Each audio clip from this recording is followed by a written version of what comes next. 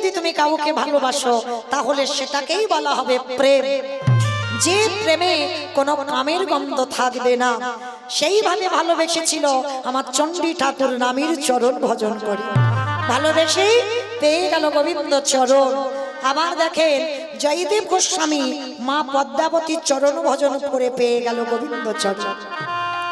তাহলে নারী তো সাধনা, যে যেভাবে চালনা করবে বাবা।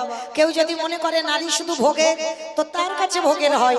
নারী যদি মনে করে তার কাছে সাধনা, তার কাছে সারা জীবন তার চরণ সাধনা করে ভগবানের চরণ ঠিকানা পাওয়া যাবে। তো আজকে লক্ষ্য করে দেখে এই জগৎ সংসারে রাবণ রাজা ছিল তেমন একজন ব্যক্তি, বাইরেটা কঠিন কিন্তু ভিতরটা অনেকটাই নরম।